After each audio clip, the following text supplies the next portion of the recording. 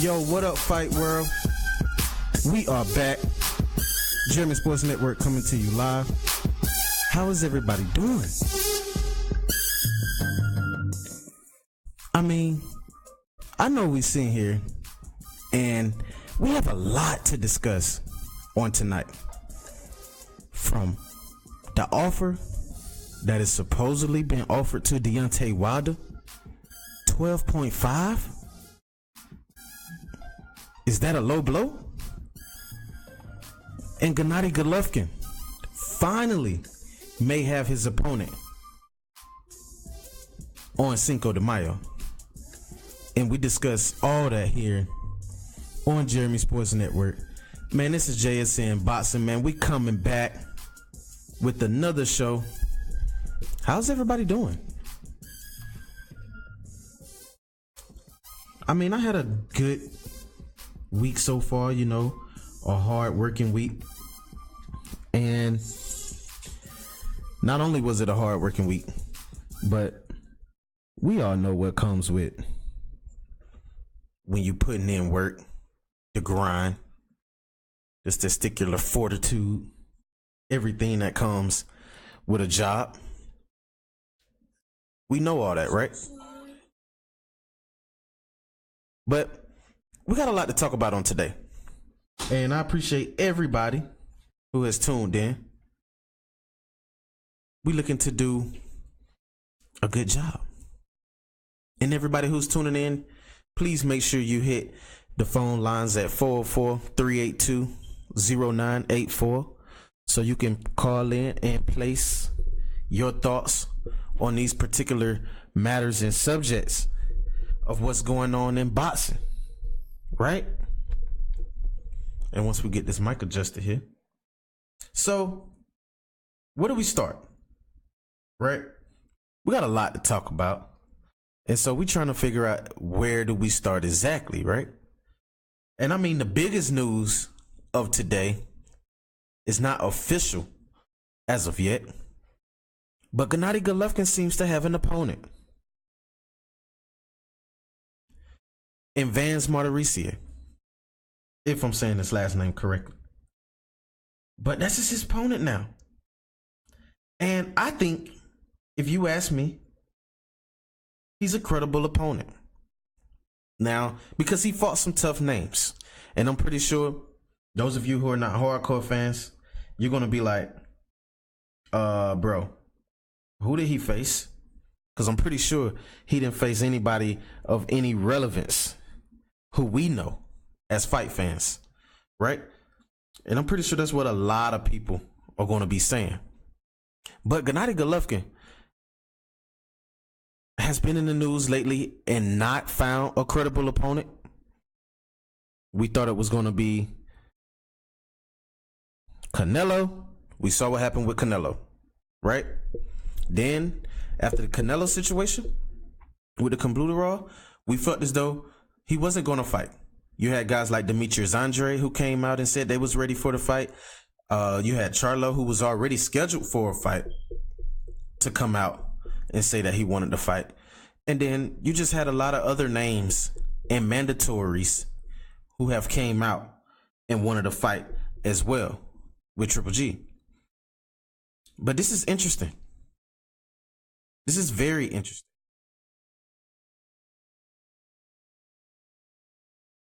And what I'm looking at is the simple fact that Gennady just wants to fight. He don't care who it is. You know, he threw some names out there and a lot of people did not bite on those names. The WBC did not like those names. The IBF did not like those names. So a lot of names were declined for Gennady. But one thing that was not declined from Gennady Golovkin is his fight date. And a lot of people felt as though his fight date was in jeopardy.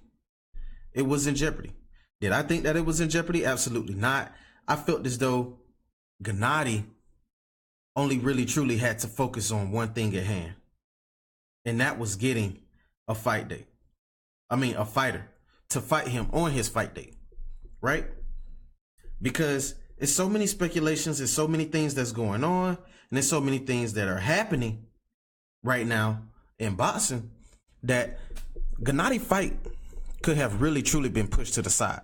You had a lot of people saying that, hey, they're talking that HBO may not have the funds for big time names outside of what they had with Canelo.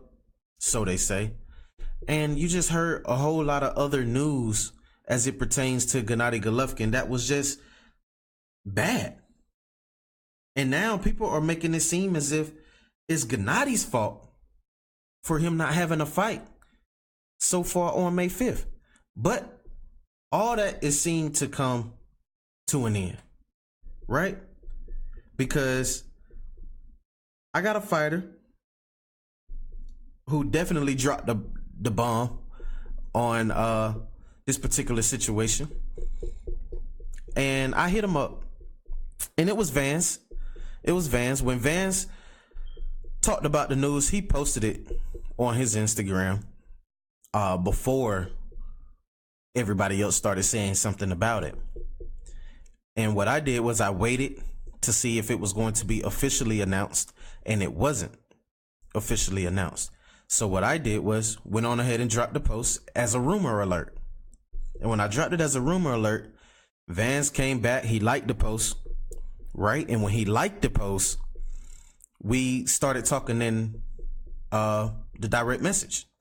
And what we was talking about in the direct message was this fight in particular.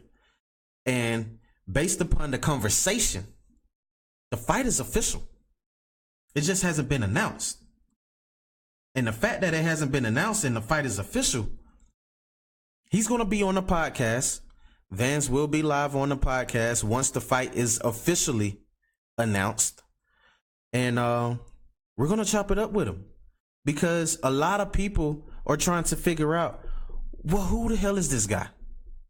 Why do he get to face Triple G and guys like Demetrius Boo Boo Andre don't get a chance to face him? Guys like, who else? Charlo don't get an opportunity to face him right now, and he's supposedly the mandatory. You know, you have a lot of guys who feel as though they should have gotten the opportunity to face GGG. But everybody's probably wondering, who is this guy? Right? And off the top of your head, if you're not a true hardcore fan of boxing, you probably won't know who Vanes is at all, period. But we're going to do a little homework on Vanes, right?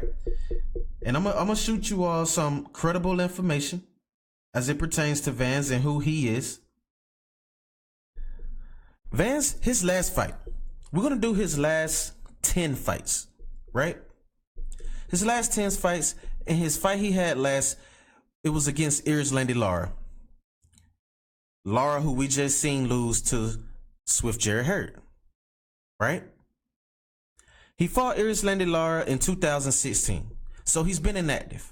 It's 2018 now, so he has not been boxing for almost going on 2 years. It's going to be 2 years. January, February, March, April, May. Well, it'll be 2 years if he would wait till May the 21st.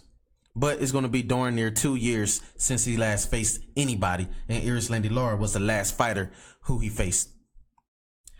After the Erislandy Lara, before Erislandy Lara, he fought Ishe Smith. He fought credible opponents now. He fought Ishe Smith.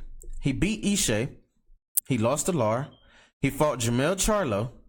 He lost to Jamel Charlo by unanimous decision. So he went the distance with Charlo. He fought Willie Nelson. He defeated Willie Nelson. He defeated Mario Alberto. And then he fought Demetrius Boo Boo Andre. And he lost to Demetrius Boo Boo Andre by split decision. That's when Demetrius won the WBO title. Because the title was vacant at the time. Right? Shout out to Tats Jones. What's poppin', bro? What we're doing here is just doing a little homework on the new opponent for Gennady Golovkin, who is going to be officially announced. And he's going to be live on the podcast once the fight is officially announced. And I'm looking forward to chopping it up with him because he fought some credible guys here. Like I said, he fought Erislandy Lara, he fought Ishe Smith, he fought Jamel Charlo, Willie Nelson, Demetrius Andre. He fought Erislandy Lara twice, right? He fought Lara twice, and it was a draw. The guy gave Erislandy Lara the draw. Those of you who was wondering when you watched the fight against Hurd and you was looking at the resume of Erislandy Lara, you was asking yourself, who is it that gave Lara this draw? Right? It was this man. He gave Erislandy Lara a draw. While Lara was really truly in his prime. In his prime. 2012.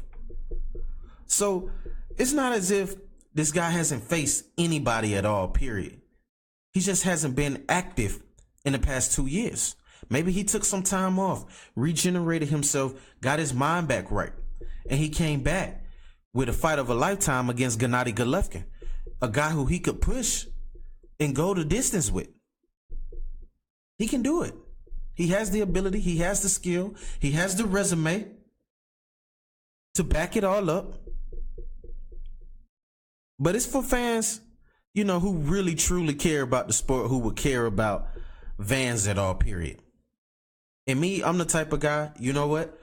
Hey, if he's been in there with credible opponents, then why don't he deserve a chance? Charlo did not knock him out. He went the distance with Charlo. He got a draw with Erislandy Lara. He lost by split decision to Demetrius Boo Boo Andre. So obviously, judges saw him at least win the fight in somebody's eyes, a judge's eyes. The fight was very close. So two judges' scorecards was the same. And one judge, you know, scored it on his behalf again. So the fight was very close with Demetrius Boo Boo Andre, who everybody was raving for GGG to face next. I'm just saying. You got to give this guy, you know what I'm saying, his credit, what he deserves as well. It's easy for us to knock fighters, right, who we don't know or who you don't take the time out to know because they're facing a big time name. And you want to say, well, how did he get the opportunity? And a credible name who's relevant right now in the sport don't get the opportunity. Hey, he deserves just as much of an opportunity than any other fighter who we named, because he faced almost everybody in the division except for your Jerry Swift Hurd, or well, he pretty much faced everybody. And that's what I like about this. This is a good fight for Gennady. It's a really good fight. It's a good comeback fight. Keep him active. You know what I'm saying? It may be a fight that go the distance. We don't want him to look really bad in this fight against Vanes. But hey, you just never know what could happen at all, period. When I was chopping it up with Vanes today, man, I told him, I said, you know, you have the opportunity to shock the world. I told him that. I said, man, you can shock the world today. And he was like, he is going to shock the world. And it's good that he had that confidence going into this fight with Gennady Golovkin. It's very big. And if you look at the guy's resume, I mean, he's fought for world titles. You know what I'm saying? He lost by the hair of his chinny chin chin against quality opponents. I'm just trying to figure out, when his name is announced officially for this fight with Triple G, who are going to be the fans that hate this guy? Who are going to be the fans that hate him when they don't even know who he is or paid any attention to his resume? Because he has a resume. He has a qualified resume. He put it like this: his resume is much more qualified than Demetrius Boo Boo Andre's. I haven't seen Boo Boo face Charlo yet. We haven't. Demetrius had an opportunity to face Charlo, but he ducked Charlo. He didn't accept the deal. the first time around. Now, as we get later on down the years in boxing, when the Charlos become even more relevant, now he wants to fight him. You had your opportunity. So now you got to wait. Then he move up to 160. Now you really got to wait. What I'm saying is Vanes, when his name is announced officially, and I believe they're going to officially announce this fight tomorrow. I believe tomorrow they're going to drop the bomb on everybody that this is going to be the guy who's going to face Gennady Golovkin.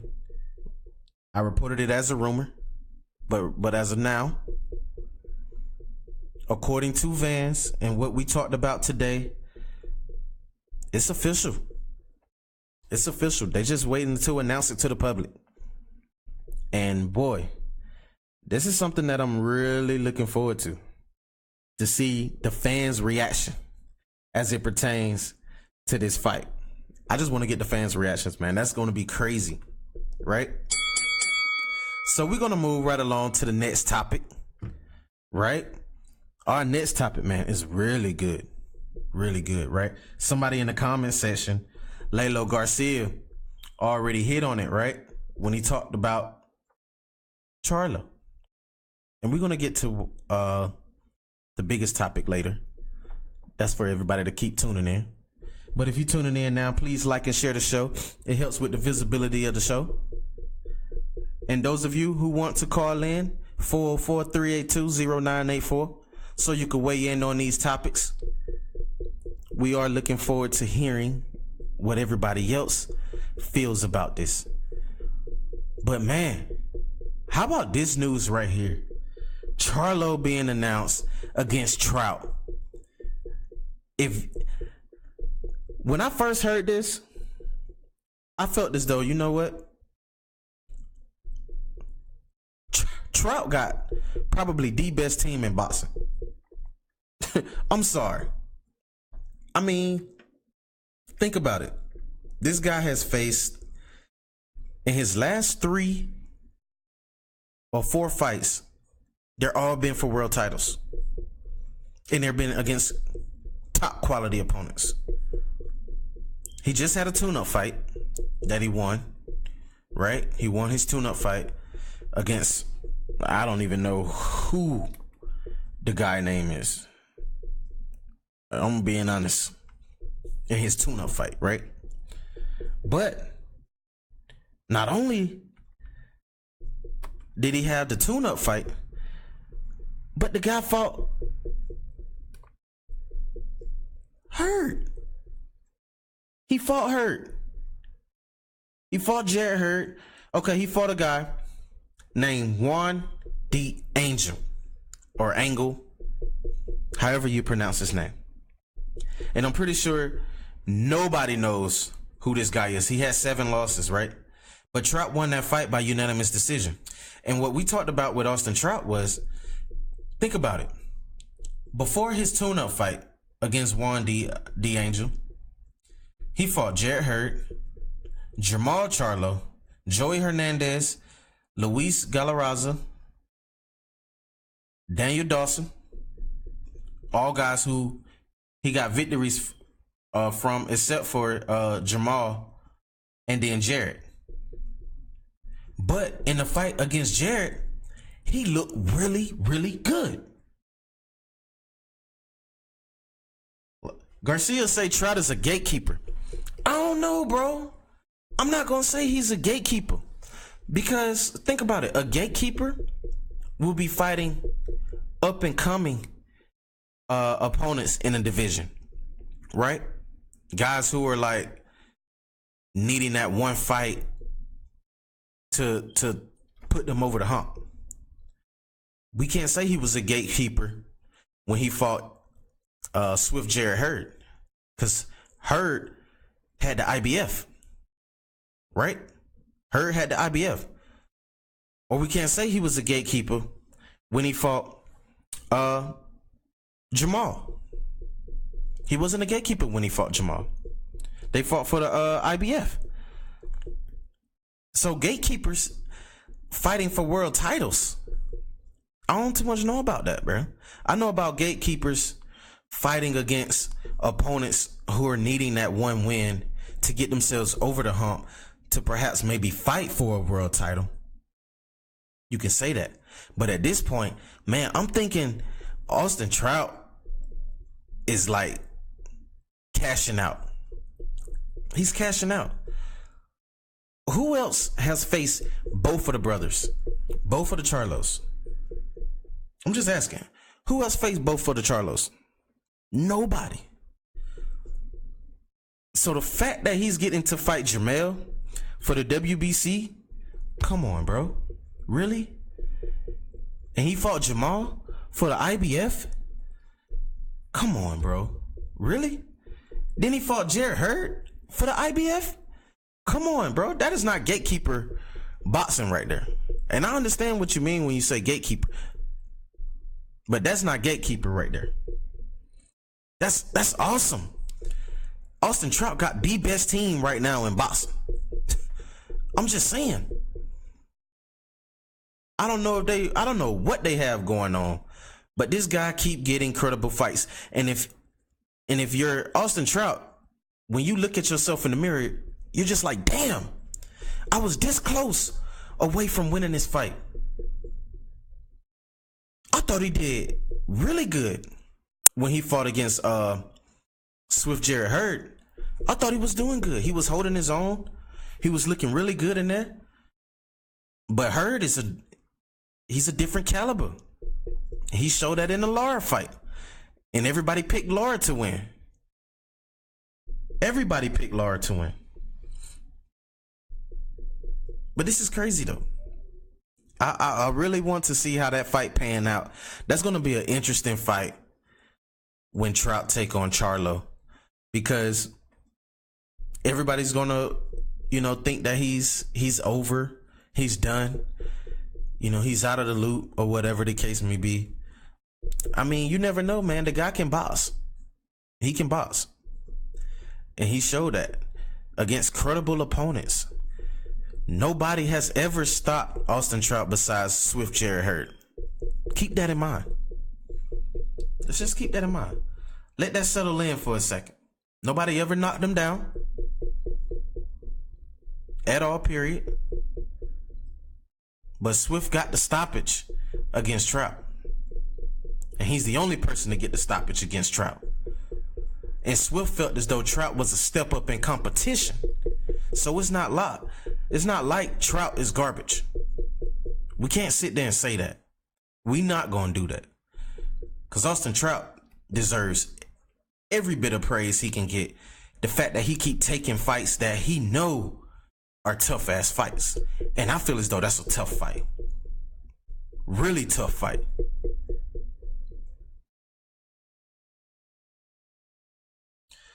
Listen.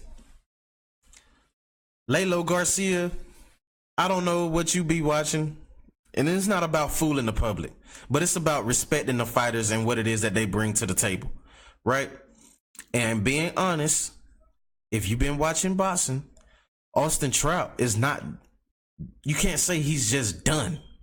You can't say that because he looked good against Hurd. He looked good. He won his last fight against a guy who, I don't even know who he is. I'm going to be honest with you. But he looked good in the Charlo fight, even though he lost that fight by unanimous decision, right? He looked good against Joey Hernandez, a fight that he won. Luis Garza, he won that fight. I mean, come on now. This is Austin Trout we talking about here. Went the distance with Canelo. Went the distance with Lara. Can't say that the guy is just a pushover, bro. We can't. That's easy. That's easy. That's real easy to say. That's real easy to say. I'm not gonna say it. I'm not gonna say it. Cause I think when it all boils down to it, I want a good fight. And with Charlo, anytime he gets into a true boxing match, right? Things begin to be very interesting because we want to see these guys go the distance with opponents. We want to see how these guys can really, truly box. Guys that make them go to the next level, push them to go to the next level. Trout is one of those guys. Trout is one of those guys who can get you to the next level as far as your boxing skill set and everything you bring to the table, because for one, he has the experience, two, he has the resume, and three, he has the chin. He does. The proof is in the pudding. You know what I'm saying? The proof is in the pudding. But, you know, it remains to be seen because it's very interesting. And Garcia, I mean, I want you to come on the show and state your claim. You got the call-in number. Don't be afraid. 404-382-0984. You know what to do. So we're going to move on. We're going to move right along to the next topic at hand. And boy, is this not a good one? Right? The news that has been breaking throughout the week with Deontay Wilder and Anthony Joshua. This is all of the reason on why I couldn't wait to do the show today. I couldn't wait because now I'm trying to figure out how the Wilder fans are going to accept what it is that's been put out there in the news. Now, we don't know if anything is official based upon the numbers that have been put out there. We don't know that because we have yet to hear it from the horse's mouth. And when I say the horse's mouth, meaning Deontay Wilder, Anthony Joshua, Eddie Hearn. We haven't heard that yet. But in news, it say that Wilder was offered $12.5 million. Is that not lowballing? Now, I'm going to be honest. I know lowballing when I see it. This was a straight up lowball move with the amount of money that can be made in this fight alone. This fight alone, $12.5 million, even though that's the biggest career payday of Deontay Wilder's entire boxing career, right? It's the biggest money he ever made if he take this fight with Joshua. But at the same time, damn it, boy, if you know AJ is going to be getting M's, like multiple M's, and you getting 12, is that not lowballing? I don't like it. I don't like this move at all. I don't understand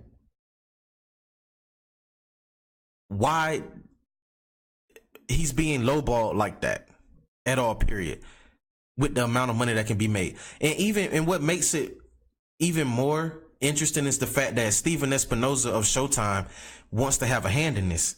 And Steven Espinoza already talked about airing the fight here in the U.S. It won't be prime time unless the fight was here in the U.S. It'll be prime time. But if it's in the U.K., it'll be a 5 o'clock airing on Showtime. Based upon, you know, we saw it with the Joshua and Joseph Parker fight, how the airing was at 5 o'clock on Showtime. It'll be the same exact thing with Wilder Joshua. But if you Deontay Wilder, don't you think you could have made yourself a little bit more bread with the first offer that they threw out there if you would have took that fight with Dillian White in the UK first and made it even bigger? This is where Wilder don't have an opportunity to really truly negotiate when it comes to these numbers in this game. They don't. But what's interesting is Michael Benson reported that soon Deontay Wilder's co-manager Shelly Finkel claims he is working on a percentage split counter offer for Anthony Joshua to be submitted today or tomorrow. Now, this was posted on today. So by tomorrow, they're going to be hinting in the region of 60-40. Now, do I think it's going to be 60-40? Absolutely not. I don't think AJ and Eddie Hearn are going to agree to 60-40. It's going to be more like 65-35. 65-35 seems to be in much more the range of where they're trying to go. But getting to 40 is going to be tough for Deontay to get to 40. It's going to be tough. And this is what I don't understand. Why is it that Deontay Wilder can't just accept what they're giving him the first time? All he has to do is win. That's all you got to do, Wilder. Win. If Deontay Wilder wins first time around against AJ, and we already know how it's set up, right? Right? And we're going to go back to this. We already know how it's set up.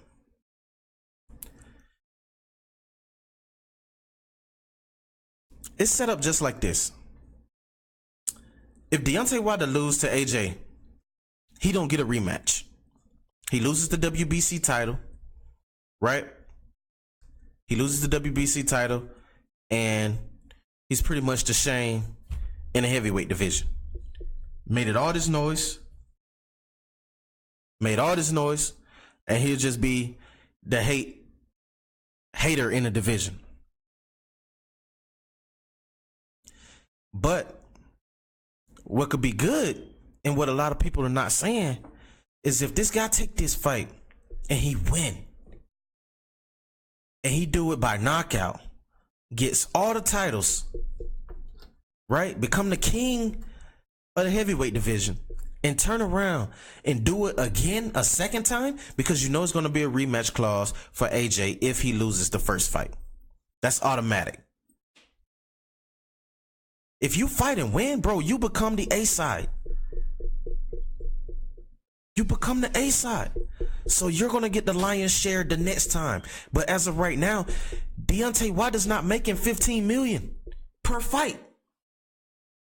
He's not. So he has to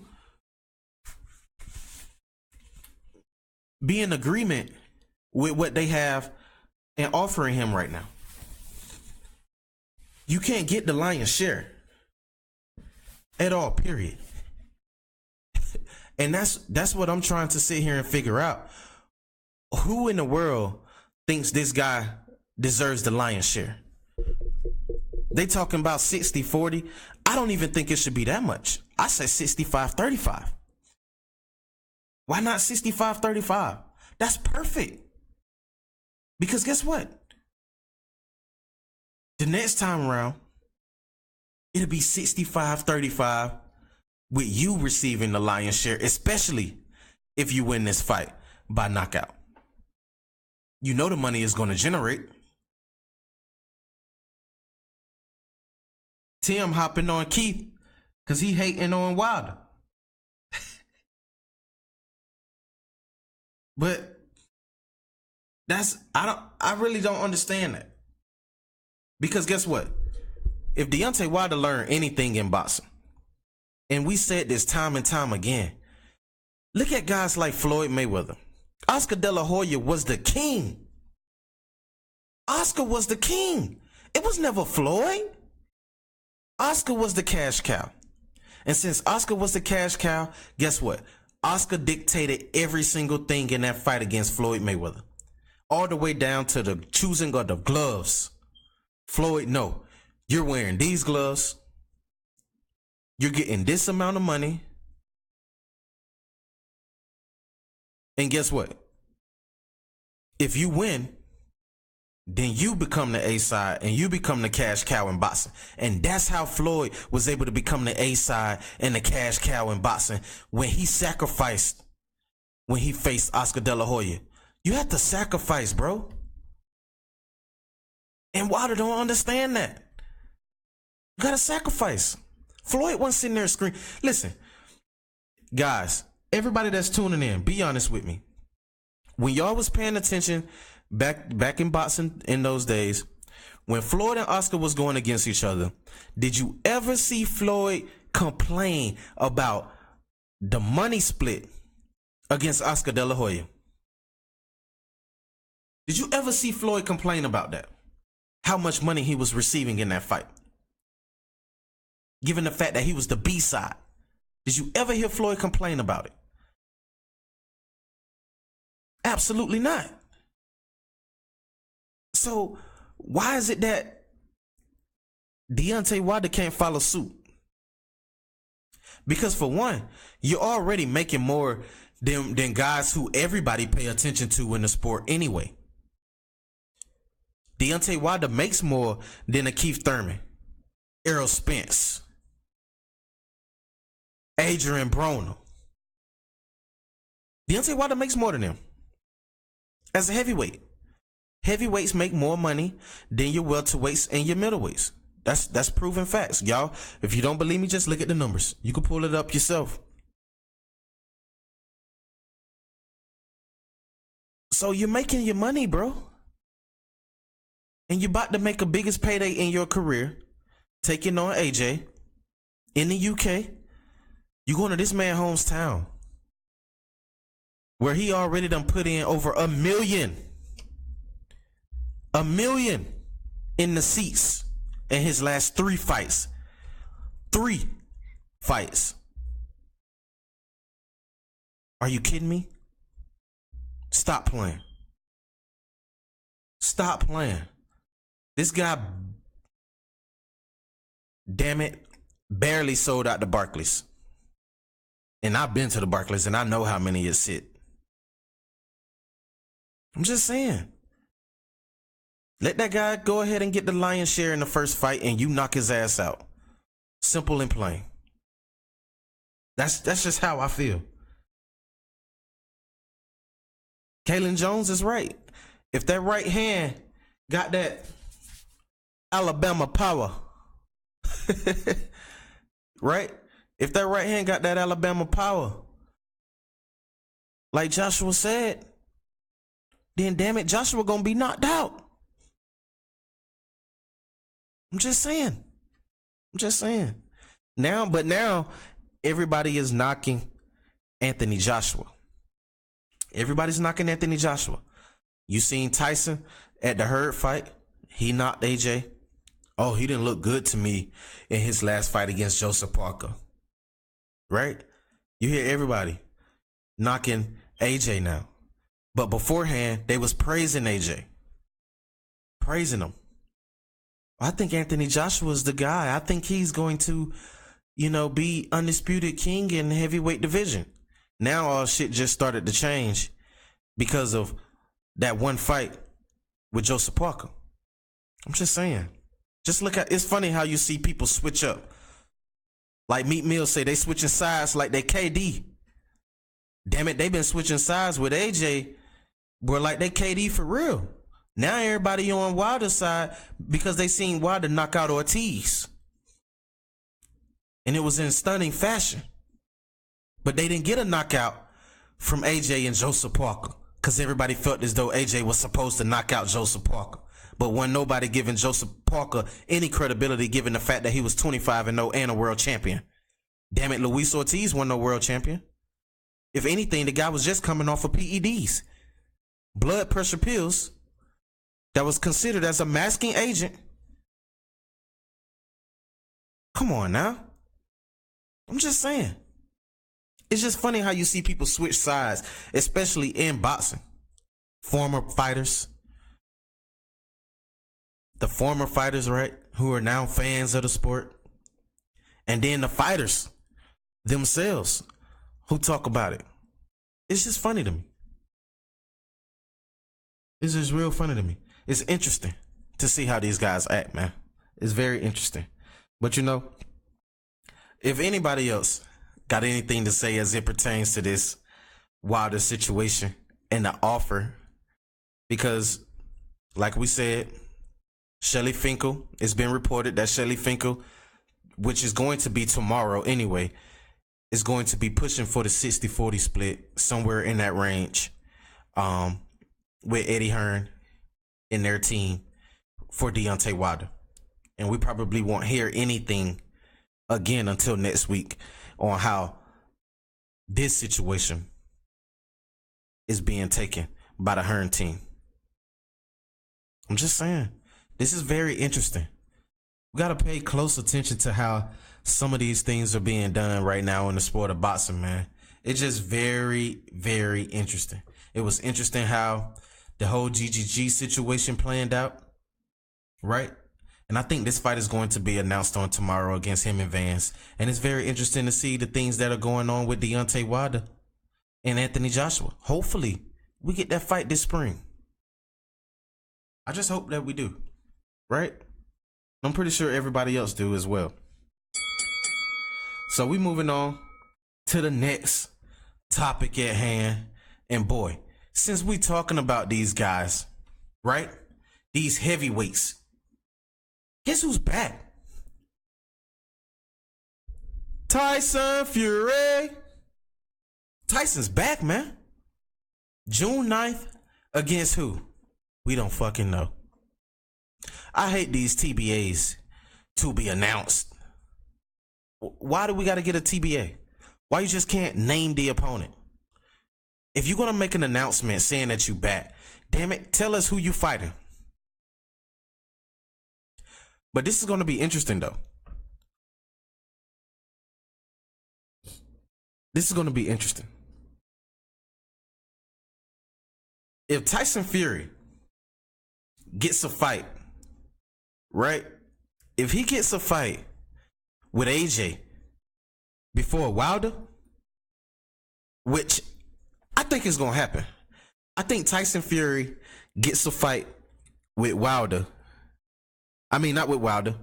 Tyson Fury gets a fight with AJ before Wilder. I just feel that. Because look at the time frame. He's coming back in June, right?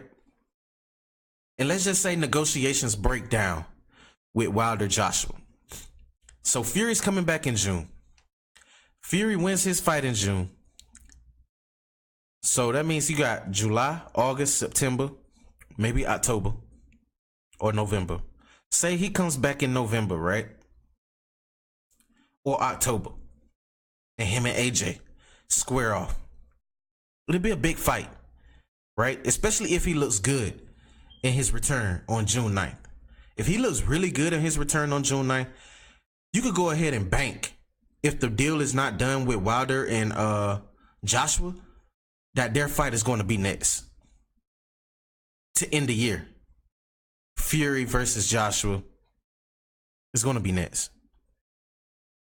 And then carrying on into 2019, the beginning, maybe January, the last date, February, on which Eddie Hearn stated, and I played it live on the show, where he said the time frame for him and Deontay Wilder to have a fight with, for Deontay Wilder to have a fight with Anthony Joshua, is from now until February of 2019. That is their time frame. Because anything outside of 2019 of February, mandatory fights and the sanctioning bodies are going to be pushing for fights to happen. And damn it, they won't be sitting there waiting on a deal to be solidified through AJ and Wilder if it ain't done by February of 2019. And that's facts. But this is interesting. I'm just saying, if he gets Tyson Fury later on to end the year off, what does that say about Deontay Wilder? Or if you Deontay Wilder, guess what? If you don't get the fight with AJ, why not fight Tyson Fury before AJ? Because we heard Anthony Joshua call out who after he defeated Joseph Parker. He barely called out Wilder, right? He barely called out Wilder. But he's always talking about Tyson Fury. Damn it, Tyson Fury, really? You were calling out Tyson Fury when he was still snorting coke, fat as hell. Now you calling out Tyson Fury now, who's been putting in work in the gym and is now has a fight date to come back on June 9th. Shit is happening fast. And before you know it, it's going to happen. He said it's set up for next summer. I don't think it's next summer, bro. Because the sanctioning bodies are not going to allow for it to drag on for that long period of time without without Anthony Joshua fighting his mandatories. He's going to have to start fighting those mandatories for the IBF, for the WBA. He's going to have to start fighting in the WBO. He's absolutely going to have to start fighting his mandatories after February 19th. He's going to have to. And Eddie Hearn said that specifically out of his mouth when it comes to that. So they have a time frame. That's why I said it's going to be early next year if this fight happens. Because Tyson Fury coming back is like, with Fury coming back, he's that person that you just put right in the middle between AJ and Wilder. You can put him right there in the middle. Timothy say Fury shouldn't get an instant title shot. But guess what? Tyson Fury has the ring lineal. He still has it. So he has a title. The ring lineal, he's the ring lineal champion. And the only way you can lose that belt is in the ring. That's the only way. They can't take it from you being suspended or anything like that. They can't take that away from you. But the ring lineal champion is Tyson Fury. And with the fans that's over there and AJ, this will still be a big fight. This fight will generate way more money than Wilder and Joshua. That's facts. I'm just saying. That's why he's calling out Tyson Fury. Because he knows it'll be more money. He knows it. But I mean, I can't wait. I can't wait. This is going to be very interesting within the upcoming months as it pertains to these fighters, these three heavyweights. It's going to be very interesting to see how this thing pan out, man. Very interesting. And I can't wait. I can't wait at all. So, I mean, we covered a lot, right? Not only do you got these guys, but you had Abner Mares and Leo Santa Cruz starting their press conference for their fight. I can't wait for that. That's going to be an action-packed fight. Abner Mares talking about he's just going to not be in a full-out brawl like how he was with Leo Santa Cruz in the first fight. But both of these guys will definitely be looking to fight each other from a different standpoint than what they've been doing. And I'm going to try my best to get Leo Santa Cruz on before Leo really truly get in the middle of camp. Because right now is the best time. If we could get him, it'll be now. So we're definitely going to be pushing for Leo. We're going to have Vanes on, who is fighting Triple G. We're going to have him on once the fight is officially announced. Me and him confirmed that today. And I'm looking forward to it. So we got some big things popping right here on JSC and Boxing. And I told y'all, I'm the go-to boxing king, man. I'm the go-to boxing king. This shit is finna be for real. If y'all stay tuning in and supporting the channel, you're going to start getting those interviews of these quality opponents that you want to see. You know what I'm saying? You know I'm going to support our local fighters all day, every day. You got Eric Moon, a.k.a. Drago, who is definitely by far one of the best fighters I ever seen in my life. Period. Hand in hand. He's fighting on May 5th. Can't wait for him. We got CR, the Pretty Problem. Y'all know, if you've been a fan of the show for a while, you will know who these locals fighters are. But the Pretty Problem is making a comeback. I believe he fights on June 9th as well. Who else you got? Deontay Brown, May 12th. He's coming back. I mean, our local fighters, man, They're gearing it back up. Hakeem Tito Lopez, May 12th. His fight date. Charles Harris. And Charles just dropped a bomb on me today, right? Because this is what's interesting.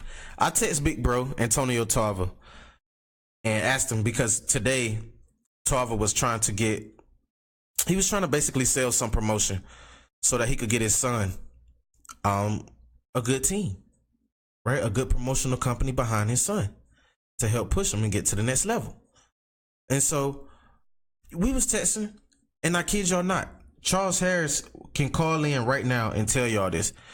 Me and Tarver texting, and this dude posts, I'm fighting Antonio Tarver Jr. for the ABA title in Vegas. And I'm seeing this and I'm like, hold up, bro. Hold up. Call me. I text Tarver and I asked Tarver. Tarver just sent some emojis back. And I promise y'all, I can show you let me show you. I'm going to go to my DM right now because y'all think I be playing. Y'all think I be lying to y'all, right?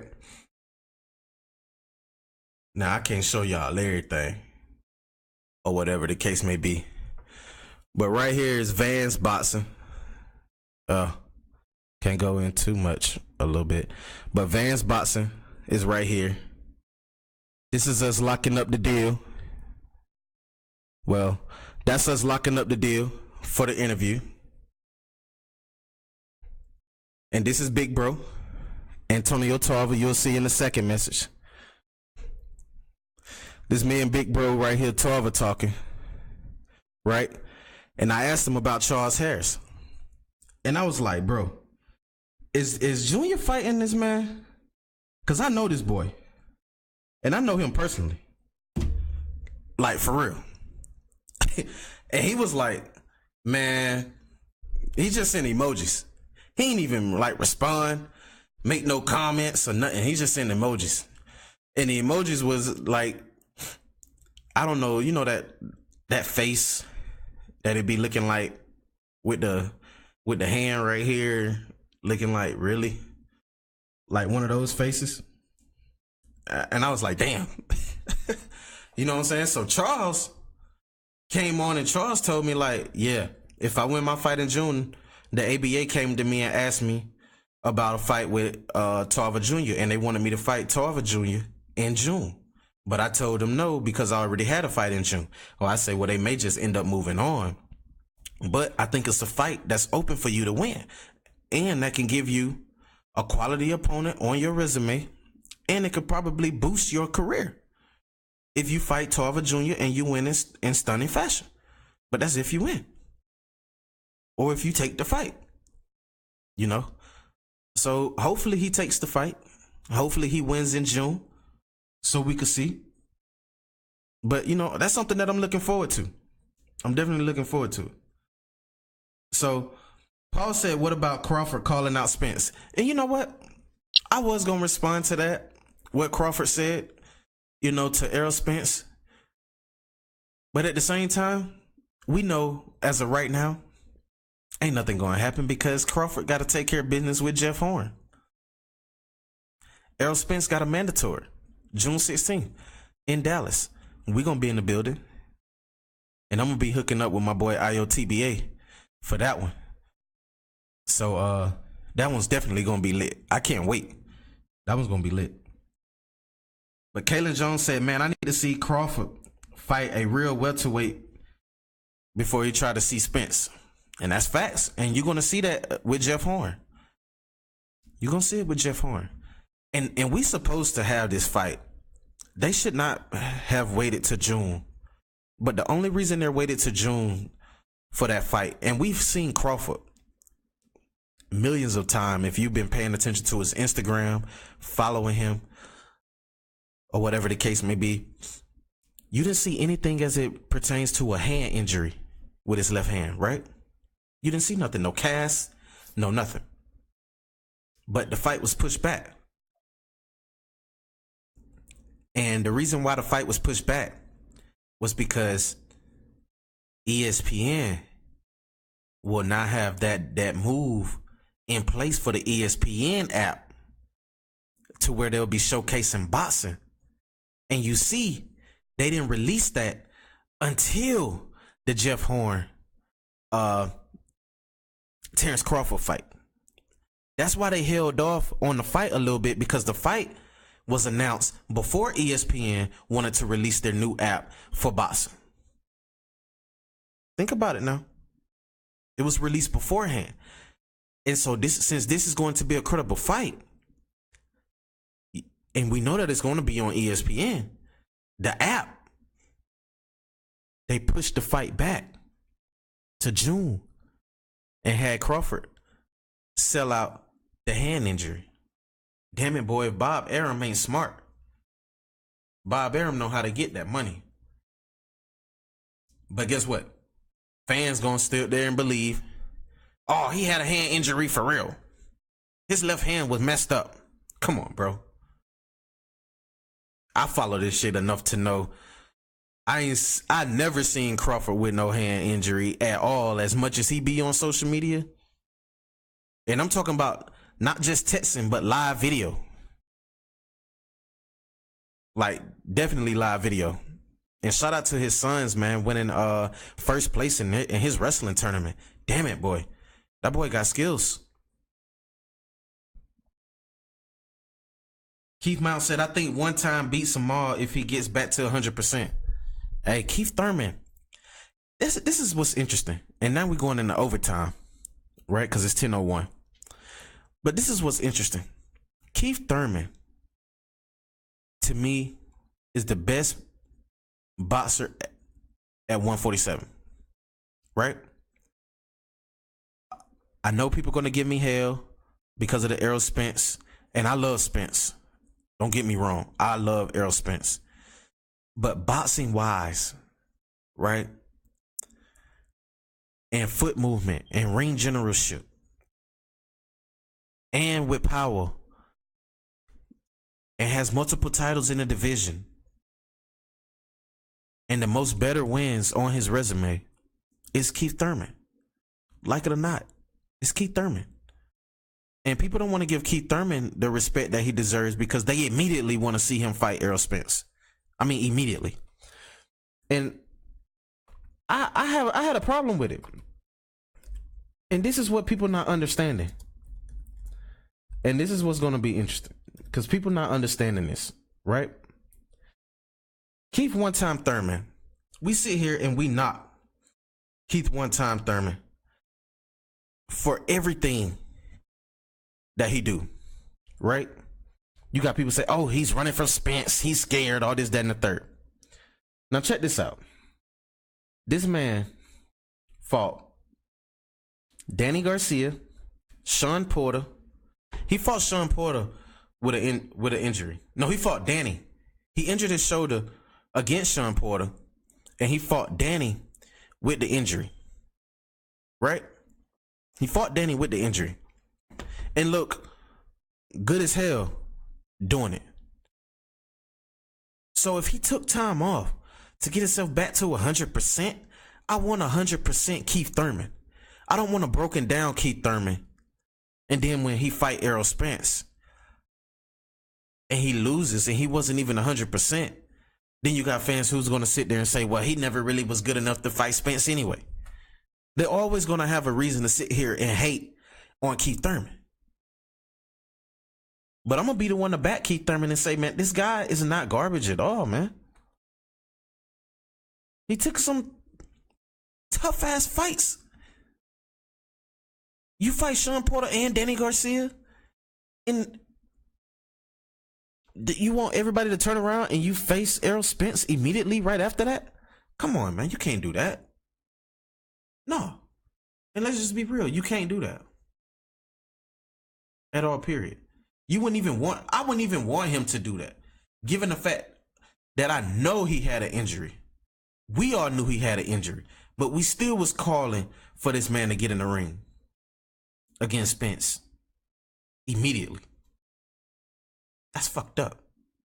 So that means we don't even care. We think these fighters are like machines, like Street Fighter, Mortal Kombat, or some shit. Like they automatically heal after fights. Go on into the next one. Fight the next tough opponent. No, it don't work like that. Let him get back 100% healthy. Let him get 100% healthy. And then, once he come back and he's 100% healthy, then we could say, well, okay, let's get that smoke with Spence now. Because it's going to be a tune-up fight. And I think if you're Keith Thurman, I think you should go ahead and fight my boy. And those of you who follow the show, y'all already know, Courtney Kingpin Pennington. That's who I think he should fight next, who done made his way into the top 20 in the welterweight division. Because the welterweight division is stacked. Stacked. Right?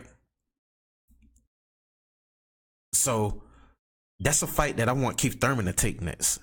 And I'm going to be damn sure hitting Courtney up like, hey, bro, you need to be trying to send some offers over to Keith Thurman to see if you can land that fight. And we had Courtney Pennington on the show numerous of times. Fighter out of Brooklyn, who has been on a freaking winning streak for a while and then climbed his way in the division. And you heard Keith Thurman say he wasn't going to fight anybody inside the top 10. They were going to be outside of the top 10 in the welterweight division. That's the perfect guy. Damn it, get you somebody that's ranked 17th. That means he's not 20th, and he's in between 10 and 20, 17. Take the fight. I'm pushing for it. But I think if you're Errol, everybody, after his mandatory fight, right? After Errol Spence have his mandatory fight, I think Errol is going to be looking at possibly unifying with Crawford. And I'm talking about that fight happening immediately. Like next year. If he can't get that fight with Crawford at the end of the year in December, because I think if it did happen, it'll be in December. Because that'll be a hell of a fight. Unification bout in a division in December. Why not? Why not? It'd be awesome. Can't wait.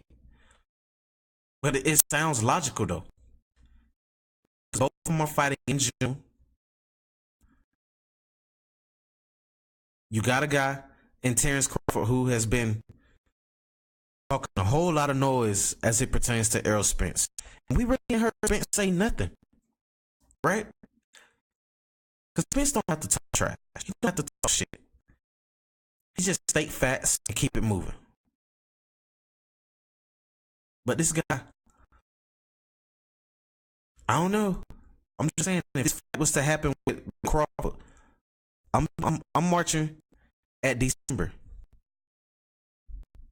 That's a time in the year of right unification.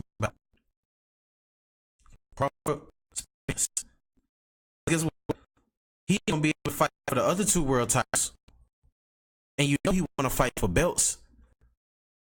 He wouldn't even fight Kell Brook unless Kell Brook get title at 154. So no, his fights at 147 gonna either be mandatories or for titles. And who's gonna be holding another title in the division besides the two that Keith Thurman had? I'm saying it's gonna be Terrence Crawford.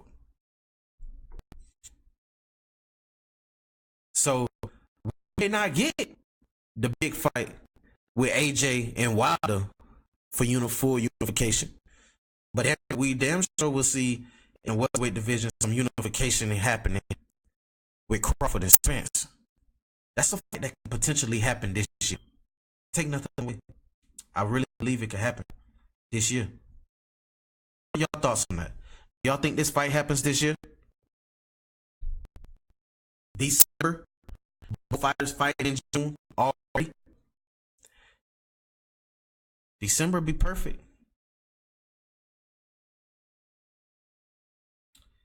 It's gonna be awesome. I mean, I'm just looking forward to it though. I'm really looking to see how this thing pan out in boxing, and with everything. With everything. But a lot of people feel like Terrence Crawford and Kalen Jones said something very interesting. Crawford versus Sean Porter. Ooh. Even though, I'm going to put it like this. Crawford would beat Sean Porter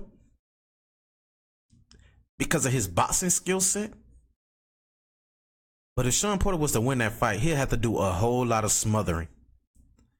And that means getting inside of Terrence Crawford. Getting inside with that dog mentality against Crawford. Because we saw what happened when he fought Broner, right? Broner was the better boxer, and he scored the knockdown, even though he lost the fight. If Broner would have been more active with his hands, he would have made that fight look easy with Sean Porter. But he wasn't active with his hands. But a guy like Terrence Crawford is very active with his hands. Very active. He can win the fight. He can win the fight. And I'm thinking, you know, it has the possibility of happening. It really do. I mean, I'm looking forward to it. I'm looking forward to it. Keith Mount said there's some big fights, some real big fights to be made for sure. I cannot wait for them all, bro. I'm just like you. I'm like a fan sitting on the side of his seat, on the edge of his seat, just, you know, eating popcorn, just waiting, looking at all the drama unfold, and just waiting. I'm waiting. I can't wait, man. Boxing is on the uprise. And I've been telling people this, like, hey, boxing is back, right? Boxing ain't never been nowhere. A lot of people say, well, hey, boxing been dead. Nah, bro. Just look at what we got going on right now. When you look at what we got going on right now, you gonna see boxing is back. But hey, everybody that's tuning in, man, like and share the show. Please, like and share the show. Let's get some visibility up in this thing. Let's get a super chat going. Not only that, but everybody that's tuning in, I thank you for taking time out your day to tune in, to listen to the show. Hey, without y'all, this thing wouldn't even be popping. But I definitely do appreciate it. That's Ed, Keith, Paul, Kaylin, everybody who tuned in. Timothy, everybody. I appreciate y'all for tuning in, man, for real. But we're gonna make this thing happen, man. Got a lot taking place in boxing. Will this fight ever happen?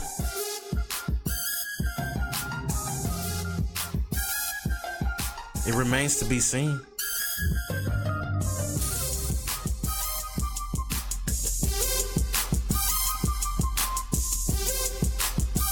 What about Charlo and Trout? Will Trout knock off Charlo?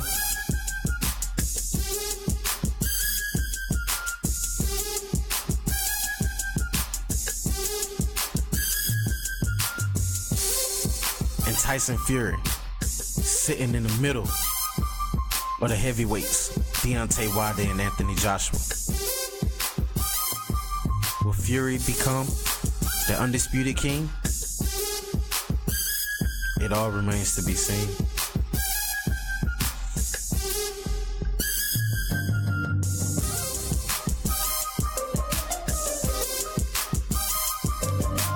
But y'all know what time it is. JSN Boxing Show. Call in number 443-820-0984. Mondays and Thursdays at 9 p.m. to 10 p.m. Eastern Standard Time. I am the go-to boxing king. Make sure you follow the page, bringing you nothing but exclusive content, real content, the truth, coming for nothing but verified information from verified users in the boxing world, verified media in the boxing world. And oh yeah, we verified ourselves. It's the go-to boxing king, man. I'm signing out. Y'all have a wonderful night. Peace.